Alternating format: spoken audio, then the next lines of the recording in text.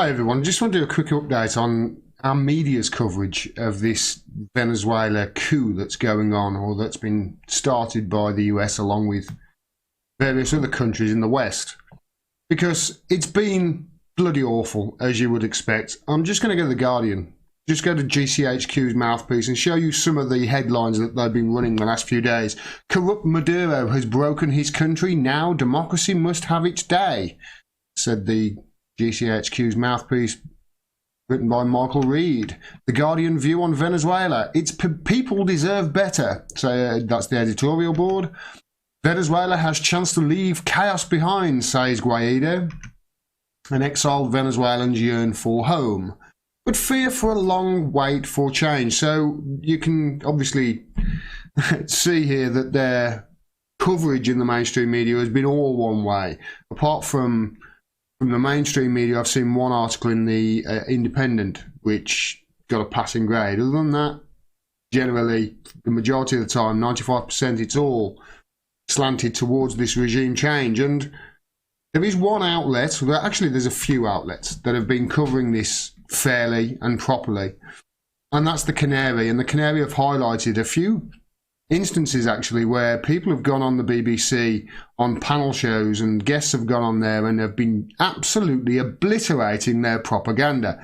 And it started with this guy, Pablo Navarrete is his name, and I think that, let me just make sure I've got that name right, by the way.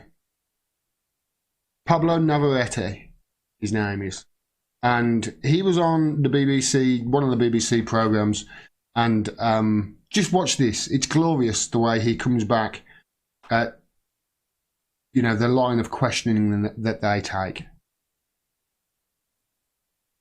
As you said, though, it's not just the US. We've got Spain, France, Germany saying that unless there are elections, then they will recognise this man as well. There are clearly concerns internationally, and many Venezuelans as well, who are unhappy with the presidency of Maduro. Sure. I mean, there are many people that are unhappy with the Prime Minister Theresa May. It doesn't mean that a minor member of the Labour Party can declare himself president on Oxford Street. So I think we have to differentiate between the crisis, which is very real, desperate, my family live in Venezuela, and a regime change. I mean, you can be against the government, but look for a political solution, which is what has been tried. Ex-President of Spain, Zapatero, spent 2 years trying to get a political solution, which was very close, and at the last minute, due to the US interference, this didn't come to fruition. That's the only solution for the polarization that's taking place in Venezuela. It certainly isn't a military coup headed by the US, which, as we all know, has a sordid history of military intervention in Latin America with hundreds of thousands of people dying as a result. That will not be the solution that will be good for the Venezuelan people. So you're clearly... I loved that. I loved it. I thought it was excellent, and well done, the Canary, for highlighting it. Now, there are other media outlets that have been actually doing quite good coverage on Venezuela. The Squawk Box have been doing good coverage. Evolve Politics have. I think Navarra Media have as well.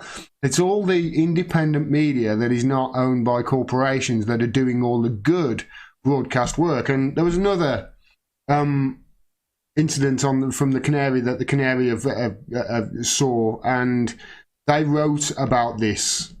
Because there is one MP that's been fantastic, not just on Venezuela, but he was great on Syria. He's been wonderful, actually, on every single area. I haven't found an instance that I've disagreed with Chris Williamson since I've been following politics closely. That just shows you what how highly I think of him. And he was on Politics Live on another BBC show with 5 regime change hawks, they said, on the Canary. And he tore them a big one. I'm going to play all of this. It's 3 minutes long. Enjoy it, because this was really quite glorious. Well, I don't see how anyone can believe that Maduro should stay in his position after what he's done to his country. And the only basis that anyone says that he should be there is that he won an election. It was a rigged election. It was a fake election. Juan Guaido is... OK, rigged election, fake election. That is fake news. She is pushing fake news. She hasn't got a clue what she's talking about there. There's nothing that she can back that up evidence-wise. She's just repeating what neocons and other neoliberals say. That's it. It's not based in fact. I've covered the Venezuelan elections. Jimmy Carter says that they are the freest and fairest and most unriggable, most unhackable in the world. Much better than ours in the UK and far, far better than the United States. So for them to go around flinging insults like you're being undemocratic is laughable. Look at Broward County in Florida, for Christ's sake, over the last 20 years. From our sister Socialist Party, he won an election, been recognised by Germany, by France, by Australia. Chris Williams sitting there thinking, yeah, I'm going to tear this apart. By Canada, by the UK as well, and he should be given a chance to turn around his country. That's got to be in the interests of the people of Venezuela. Chris, is it your position that Nicolas Maduro should stay as president? Well, whatever my position is, it in many ways is irrelevant because we'd like to know that. Well, hold on. Let me just say this though.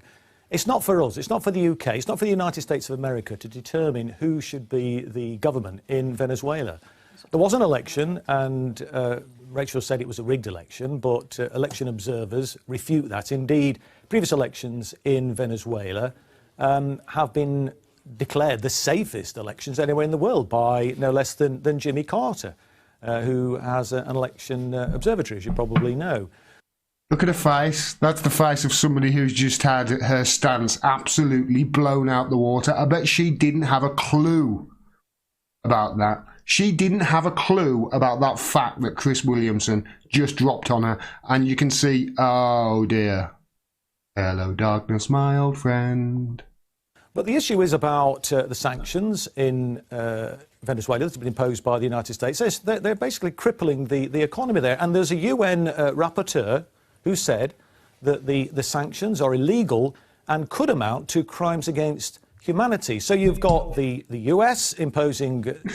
I swear our eyes were looking around then as if to say, is that right? Is that right? Appalling sanctions, and you've got the elites in Venezuela who are engaged in a economic boycott, which is obviously having a significant effect on poor people in Venezuela. But they've turned out in huge numbers to vote for Maduro at the election last year. Rachel? Well, we've just had elections, and it was the most overwhelming victory in elections which all parties could stand. That's very different from the election of... Yes, because the opposition refused to stand in it. The opposition refused to stand in it. That's why it was an overwhelming win. They refused to stand in it in order to say, see, look, the election's rigged. It doesn't matter. And she's repeating it.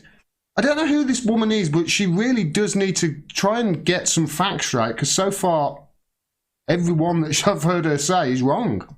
Maduro, where not all parties could stand. So one was an election where you had the range of political parties, and the other one, the leader of the opposition party was not even permitted to stand in those elections. That's not true, Rachel. Look, and the United Nations... Election observers who were on the ground, the main opposition boycotted the election, and that's their decision. But there were campaigners who stood against Maduro, who were openly campaigning against Maduro. So the media is not controlled in Venezuela. The media is not controlled in Venezuela by the state. They're pretty hostile, just as the Sun and the rest of it in this country are pretty hostile to the left. Do you think that Maduro should stay in power? Do you think that's in the interests of the people of Venezuela, Chris?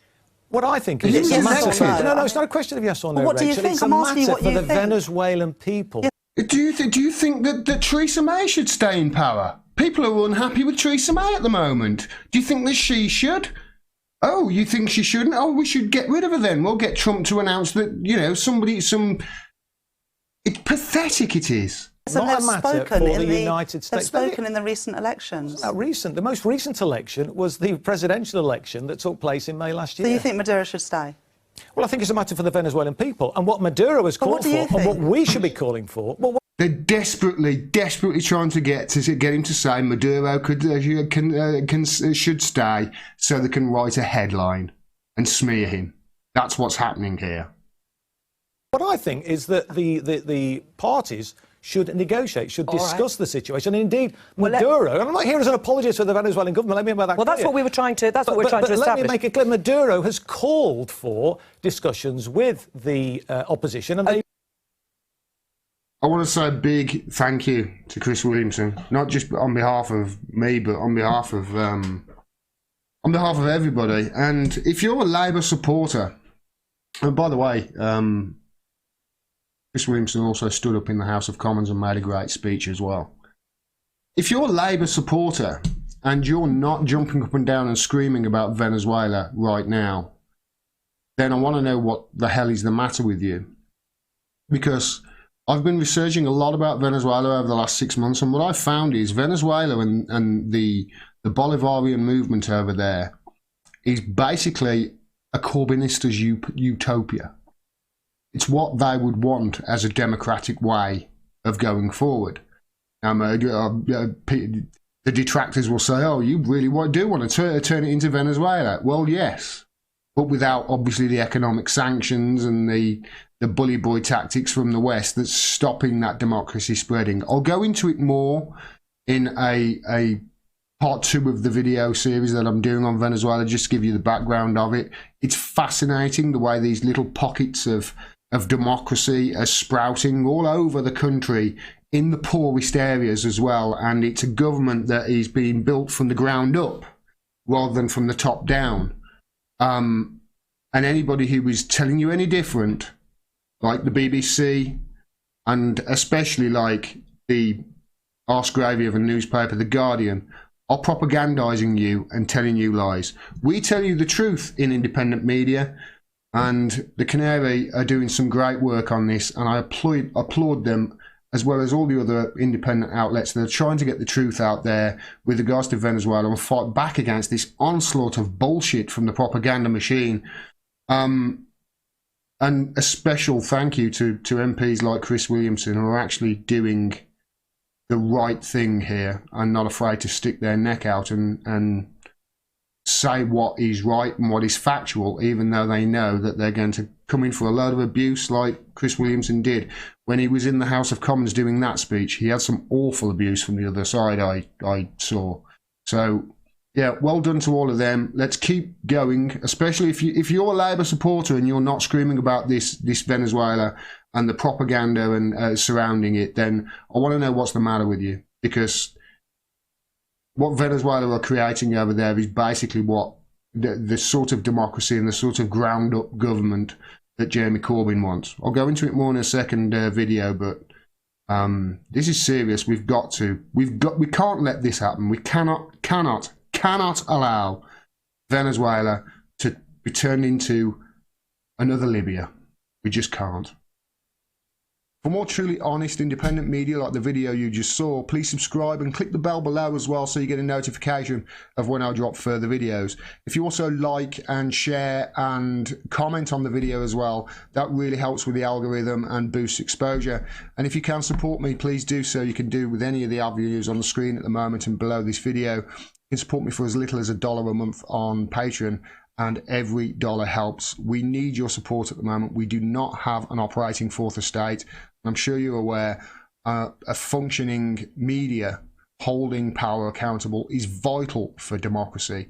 At the moment, we haven't got it. So people like me are having to fill their shoes and do the job for them with your support. Thanks very much for your support. Till next time. Peace and take care.